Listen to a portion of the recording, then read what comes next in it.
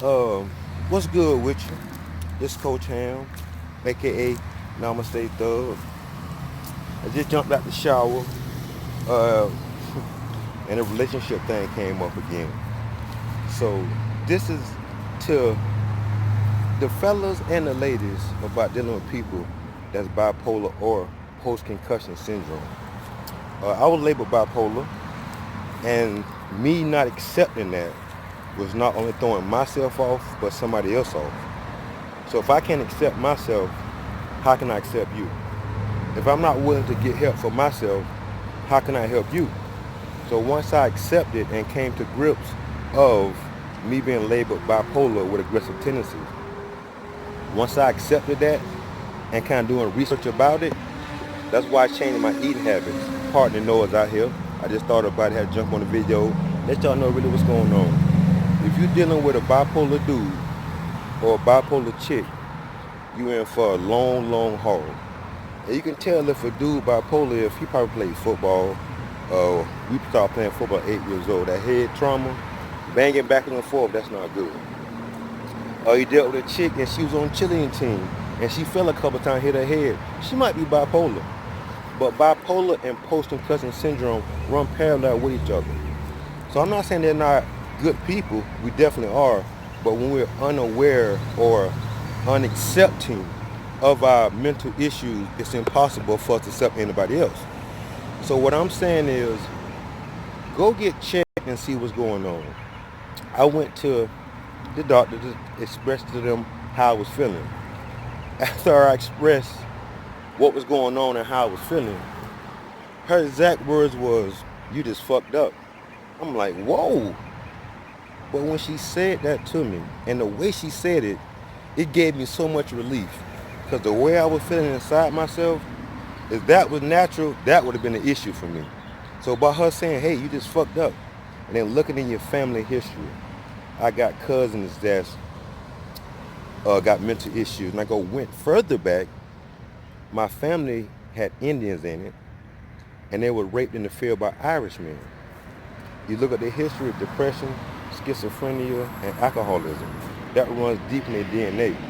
So a lot of issues we going through, plane going over here, I apologize.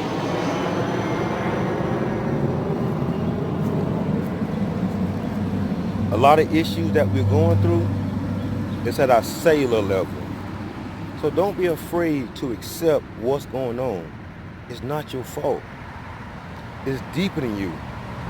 So now our responsibility is, how can we accept ourselves, not only to make ourselves happy, but other people around us. We walk around always mad, face always balled up. It's a chemical imbalance. Let's get that chemical balance together, and oh my God, it's a lovely feeling. Accept yourself for where you are, but do research, read, express, talk to people. Depression, suicidal thoughts, anxiety, uh, jealousy, envy, embarrassment, shame, that runs prevalent through our DNA. Speak about it. You're not the only one going through that. Trust me. The more we talk about it, the better off we'll be. It's just like diabetes. You talk about that. Let's talk about these so-called mental issues. Depression, despair, anxiety. These things can be handled in a holistic way. The first thing I started taking was valerian roots. That helped me to disengage from my brain, from the thinking of what about this and what about that and what about that. I have anxiety towards the future, something that might not even happen. So how can I rest at night? If I'm not sleeping at night, my body can't cleanse the way it needs to cleanse. It's cycling dirty blood back in my body because my body isn't giving myself time to cleanse. So our mental health has a lot to do with our physical health. If we're not sleeping, if we're not eating, and we're not hydrating ourselves, and we're not eating the proper way, our sugar can drop. You can be hyperglycemic. Now, if your sugar drops, some people have going to diabetic comas. If I don't eat, my sugar drop, I get aggressive. You seen that Snickers commercial, "You're not yourself when you're hungry"? That could be you. So be aware and be mindful of your mood swings. Be mindful of what triggers you. Be ready to pop off, but why? It could be something that's out of your control that you can get a control on once you accept it and sit down and see what's in your background. And once you work on that relationship with yourself and start loving this shell, what we call a body, once you start loving that and appreciate being in that, your life will change.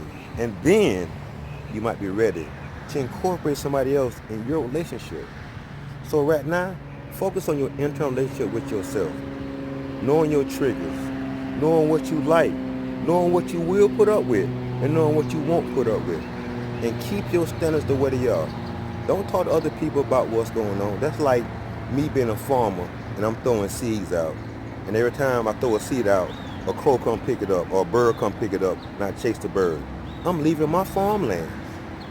What I'm saying by that is keep your dreams and your aspirations to yourself and don't talk to people who are in fear-based. They're going to tell you, no, don't do that. You shouldn't do that. You shouldn't try that. People told me, don't go to the doctor. I'm good. Don't worry about it. I'll be fine. Silence and ignorance is not the key to finding a resolution. Talk to somebody about how you feeling. Don't worry about being judged. I don't judge you. I gauge to see how can I help you or how can I relate to you to understand what you're going through. I guarantee you find the right person that you can speak to truthfully. You're not the only one going through that. It's Namaste Thug, Coach Hamm. Give you something to think about. If you're dealing with a bipolar chick or a bipolar dude, or if you are that bipolar dude or bipolar chick, check yourself. So you don't wreck yourself and other people else when you go through the mood swings. Until you get under control, it's the best thing to do is that relationship with yourself and the Most High. God first, you second, and family third. And remember, your mental health, your physical health, your emotional health, and your spiritual health, that's your wellness. Namaste, Thug. Peace.